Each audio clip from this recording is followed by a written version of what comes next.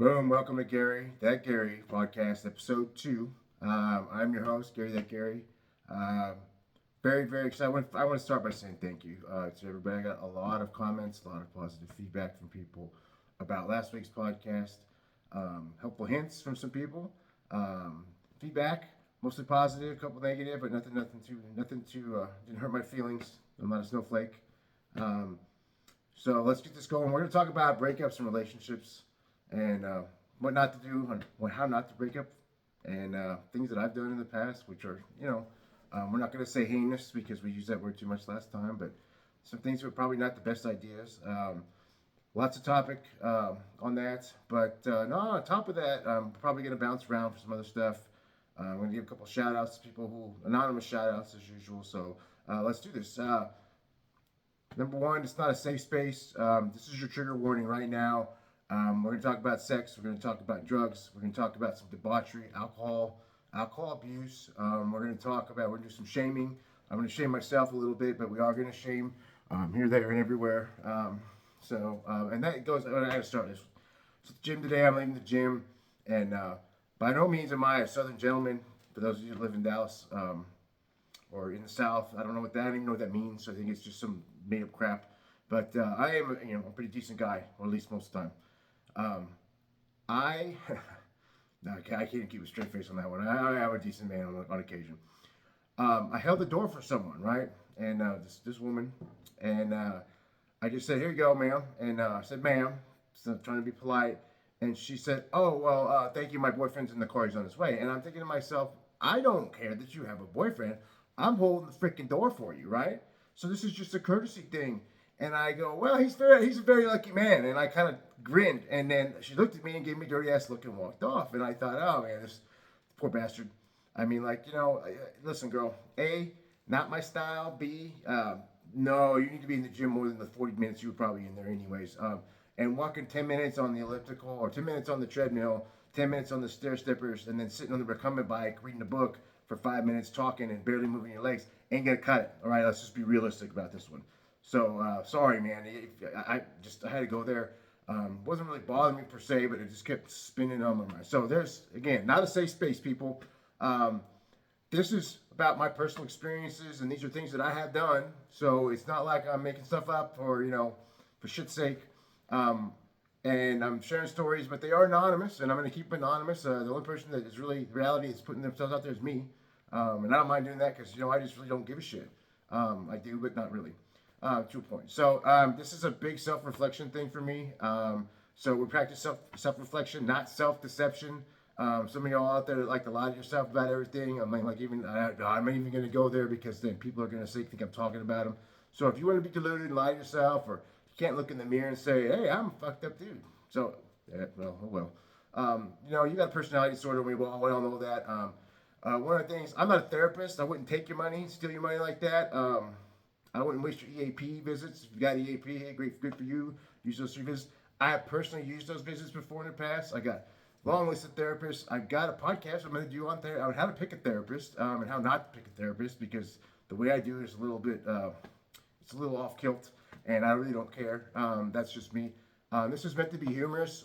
There are some learning moments, but they're at my expense. I mean, let's be realistic. If you can't take this, then that's not my problem. I mean, don't give me a thumbs down. I don't care. Watch it. Make sure you watch the whole thing. That's kind of cool. So here's the deal. I'm an asshole, and I know I'm an asshole. I'm okay with that. In my 20s, I had to figure out. I figured out in the military. I had to figure out who I was as a person. So I just kind of got to the point where I said, you know what? I'm just going to do me. I'm going to just be as constructive as possible. I'm going to be positive as possible. But the thing is, it's like, I'm going to live in absolute candor, and there were a lot of years that I didn't live in candor for myself. You know what I'm saying? I was self-deceiving, and I know that. I just spent like 4.5 years, 5 years in a fog. And I don't get me wrong, I had a blast. It was awesome. But the truth really hurts, and so sometimes it's hard to really self-reflect and say, Gary, what did you do wrong, or where were you at? And this is going to kind of tie in here in a minute for the breakup stuff. But the whole point of this is just to grow, get a good laugh out of it. I had a buddy of mine hit me up, actually call me. He's like, "Oh hell, what are you doing, man?" And I said, "Bro, I'm like, there's no holds barred here, and I got nothing to lose, nothing, and everything to gain. Let's be realistic. Um, so I hope we all grow. I'm growing, man. I'm learning stuff on this podcast stuff. It's just crazy. And we're on a shoestring budget. Or I'm on a shoestring budget. Shoestring budget, the term, comes from the 1800s learning moment here, right? We're going to have a learning moment. Unsure exactly where it was first used. However, it did appear, and it refers to the frailty of a narrow string, like, a narrow string on a shoe. So that's where that comes from. Reminder to myself, I've got to watch my language. However, that statement doesn't make any sense to me because watching is a visual sense, and I'm talking, so we're using our auditory senses, so kind of backwards, it's visual. So I'm gonna go to there. So listen, cuffing season's over. We all don't get into these bad relationships. I got a good example one here. I started dating this girl. I'm just gonna go on with this. Started dating her in October. I was sitting at a bar that I frequent very regularly for a long time with a buddy of mine, for several buddies. Some of you that know me know where I'm talking about. It was right next door to my apartment. Met this girl. World Series is on. One thing leads to another. She invites me back to her place. We go to Pound Town. Good times.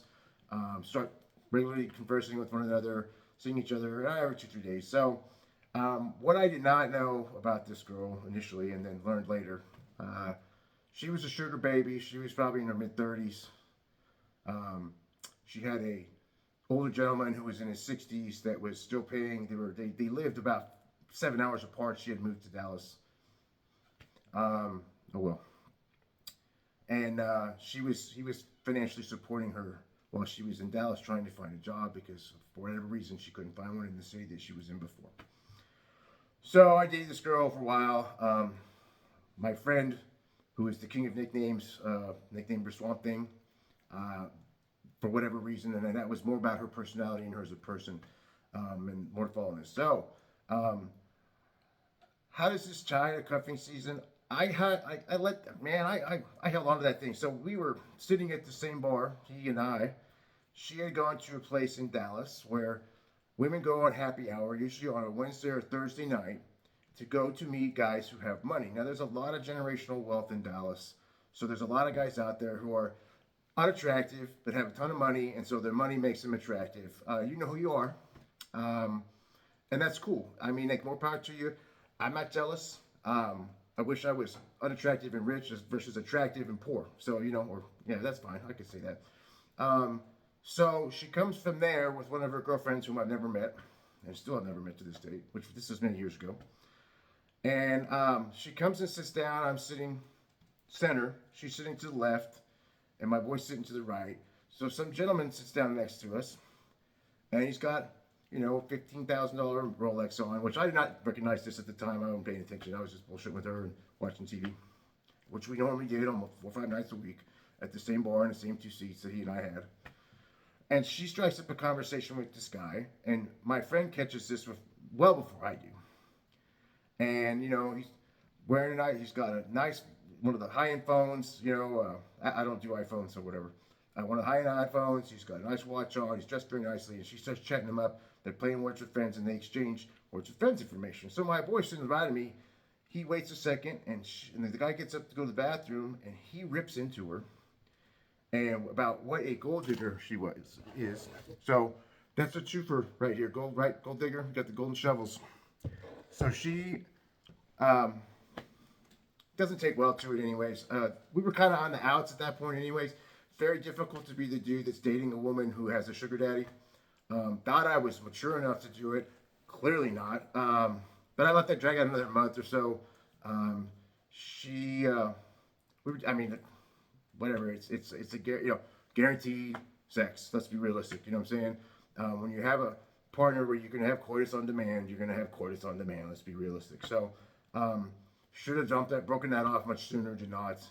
The Swamp Thing moniker again. It was about her, not her outward appearance. I'm a tad shallow when it comes to who I date. Not always, but sometimes. I really do like a good personality, but sometimes a good personality only goes so far.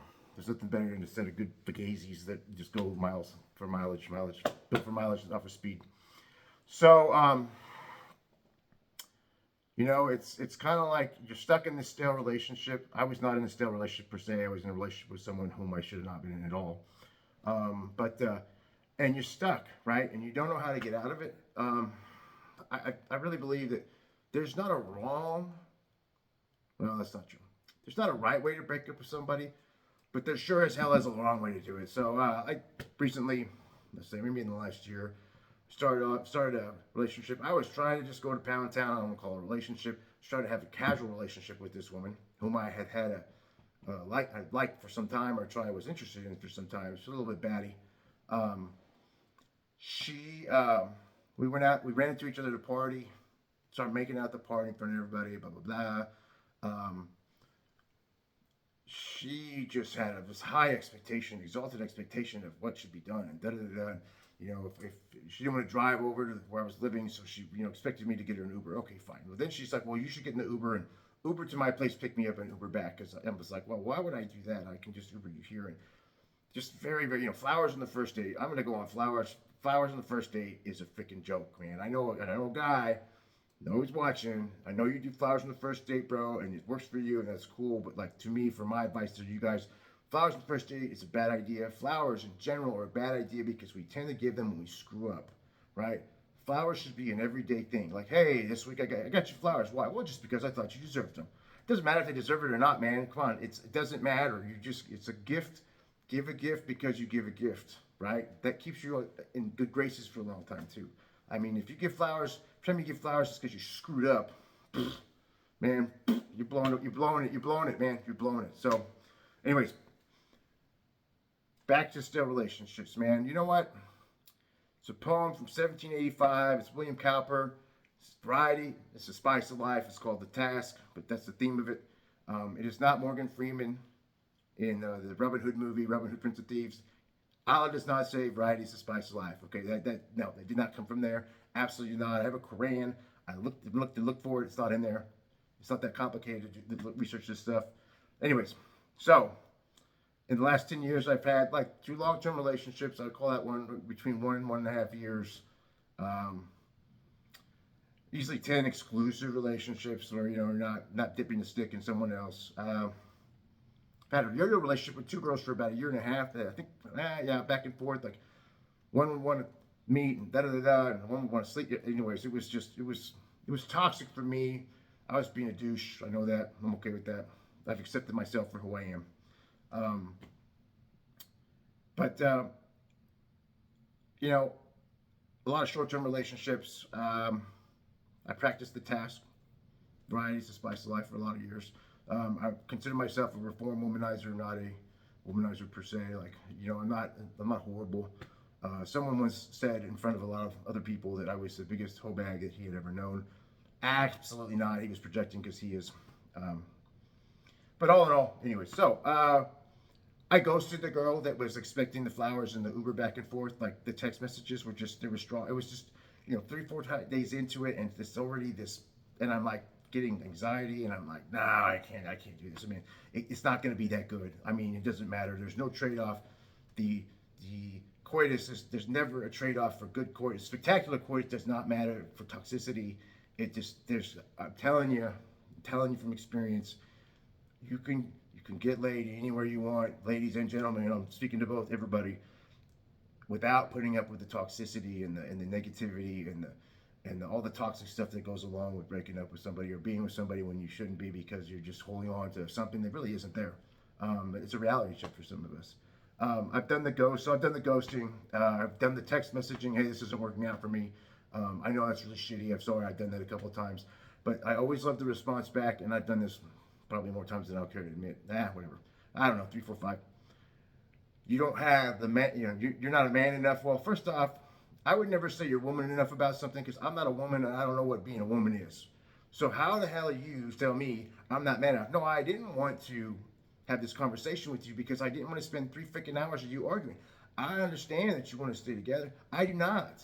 And for whatever, it doesn't matter what the reason is. This doesn't work for me. It's a simple conversation. It's like setting the expectation of, like, hey, I'm really not looking for something serious, and things evolve, and you start sleeping with somebody, and 2 or 3 weeks later, this conversation happens, and it's like I said from the get-go, And I know we all change, and feelings and emotions, and feelings are tied to your physicality. And so, I know some people that they don't have any. That's a generational thing. Also, people, I'll do something on Gen Z and millennials and Gen X, and the difference, that mindset, all the shaming, the body count, and all that other stuff that we don't. That as a Gen Xer, we kind of think about, and Gen Ys and Zs are just like flinging shit out there like it's nobody's business. So, anyways. I've done the text message thing. I talked about last week when I didn't do it. Like I said, it was incidental that I put that person's stuff back in the bag that she had given me for Valentine's Day. That was kind of shitty of me. Again, I apologize, but that's reality. That happened. I'm not talking about divorces, because divorces we're going to have a whole podcast on. I'm going to talk about divorces. I'm going to throw the number out there. We're going to talk about some of the stupid stuff that I've done. Divorces, and it's a total different dynamic than breaking up with someone that you've had maybe a casual relationship with. Long-term relationship is similar to a divorce. However, you're not tied by that legal paper. I've always said, since I've gone through my last divorce, that an LLC is much better than a damn marriage. The marriage is for pomp and circumstance, but the people change. I'm getting into this already. People change when they get married. That paper changes them. I don't know what the hell it is. And as many times I've been married, I should know. Don't ask me how, I don't know. Maybe I do, I'm not sure. I've been dumped for a lot of reasons.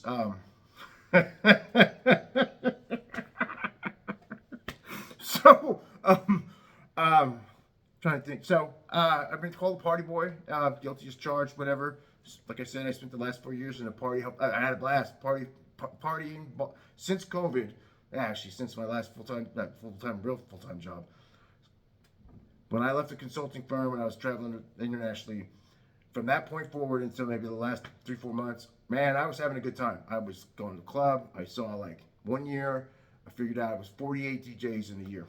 That was like on a Thursday, so Thursday, Friday, Saturday, sometimes Friday, Saturday, Sunday. Some weeks I wouldn't see any, but for the most part, I had to count the tickets. And then I had to go to my calendar, because I usually put them on my calendar. My friends are assholes. We are very, what's the word I'm going to use? It's not a safe space around us, because we just talk about whatever the hell we went to. We bust each other's chops so bad. So I've been broken up for that. Usually third date, and I want to talk about my dating philosophy probably next week, maybe. Yeah, next week. We'll get there. My friends, it doesn't matter. We bust each other's chops. We body shame each other. We shame each other about our cultures. We shame each other about this side. We shame each other about the people we date or the stupid decisions we make, because we're boys. So usually by date 3, date 4-ish, it depends. And I'll go through those. I'm going to introduce you to the guys. And if you can't handle the guys, then there's just no point, because my friends are important to me. I used to do it the other way around. That was a failure on my part, where I would put the girl in front of my friends, and I've lost friends over that. I mean, I've lost good friends over that, because I would just ghost for like 3, 4, 5 months, and then, oh, here I am, blah, blah, blah, this is my girlfriend, and da-da-da, and then she's like, I don't like your friends. And I put her ahead of my friends. So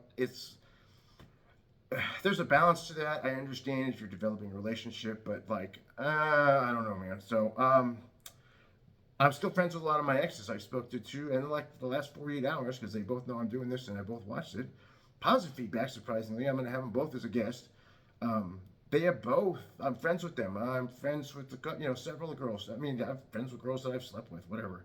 I don't have a problem with it as long as you die. I mean, you got to divulge that when you're dating somebody. If you're like, hey, I still talk to my ex.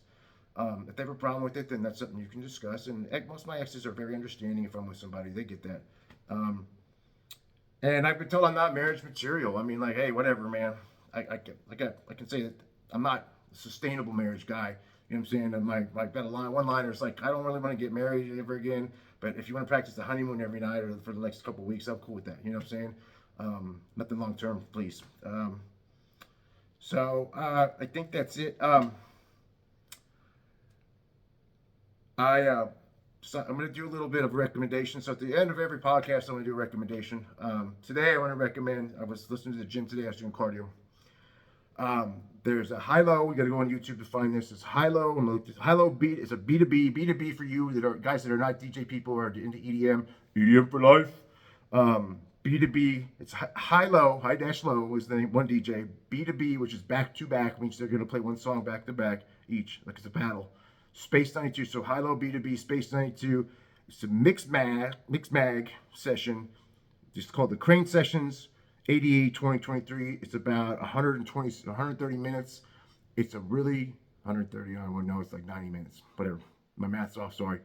It's a really, really good freaking set. Kind of tech housey. Trance is dead, by the way, if you don't know that. So whatever. But thank you very much. Thank you for following. Like, dislike, I don't care. Comment. I'll turn the comments off if you jerk. IM me, DM me, text me. It doesn't matter, man. But I really appreciate everybody. Next week, my intention is to talk about who to date. How about this? I'm going to give my rules for me personally on how I don't date, who I won't date, and my dating, like my expectation, my setup, what I do, what I don't do, and we'll go from there. But I appreciate everybody's time. Thank you for putting up with me another week. See if we can get this going. Deuces, everybody.